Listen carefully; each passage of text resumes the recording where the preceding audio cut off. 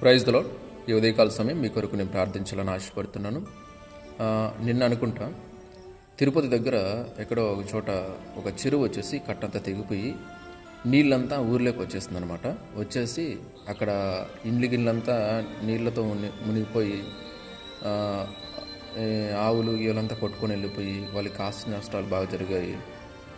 ఇంకా చాలా ఇబ్బంది కదా, నీళ్ళు మన ఇండ్లలోకి వచ్చేస్తే చాలా ఇబ్బంది కదా.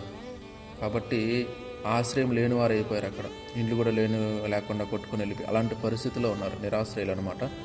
అలాంటి పరిస్థితుల్లో చాలామంది ఉన్నారు. ఇంకా నాకు తెలిసి అక్కడ ఒక చోటే, ఇంకా చాలా చోట్ల ఉంటాయి కదా, చాలా చోట్ల జరిగి ఉంటాయి. కాబట్టి ఇలాంటి వాళ్ళందరి కొరకు కూడా మనం ప్రార్థన చేద్దాం. దేవుడు ఖచ్చితంగా సహాయం చేస్తాడు. రెండు తలలు వంచండి, ప్రార్థన చేసుకుందాం. మహాపరిశుద్ధుడ, ప్రేమ నమ్మకం గల మా తండ్రి, మీకు వందనాలు, స్తోత్రాలు, కృతజ్ఞతలు చెల్లిస్తున్నాం. ప్రభా, మరొక నూతన శుభోదయాన్ని మాకు ఇచ్చారు, కృతజ్ఞతలు అయ్యా. ఈ దినమందు నాయన ప్రభా, ఇదిగో తిరుపతి దగ్గర నాయన ప్రభా చెరువులోంచి నీళ్లు బయట వచ్చేసి ఆయన కట్ట తెగిపోయి దేవా ఊర్లోకి వచ్చేసి ఇండ్లు కొట్టకపోయి ఆయన ప్రభా, మనుషులకు కూడా చాలా నష్టాలు జరిగాయి తండ్రి, ఆస్తి నష్టాలు కూడా జరిగాయి ఆయన ప్రభా. అలాంటి వారి కొరకు మేము ప్రార్థిస్తున్నాము తండ్రి. దయ ఉంచి వారి పట్ల కృప చూపండి, దయ చూపండి దేవా.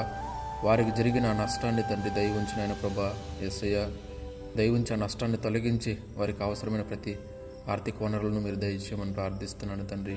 వారు నాయన ప్రభా నిరాశ్రయులుగా ఉంటున్నారయ్యా, ఆశ్రయం లేని పరిస్థితిలో ఉంటున్నారు తండ్రి. దయ ఉంచి వారిని దర్శించండి ఆయన ప్రభా. వారికి కావాల్సిన ప్రతి అవసరతను తీర్చమని ప్రార్థిస్తున్నాను. చిత్తమైతే అయినా ప్రభుత్వం కూడా ఇందులో కలగజేసుకొని ప్రభుత్వం నాయన ప్రభా వీరికి కావాల్సిన అవసరతలను ఇచ్చేలా వారిని మీరు ప్రేరేపించండి, సహాయం చేయండి, దయ చూపమని ప్రార్థిస్తున్నాను తండ్రి.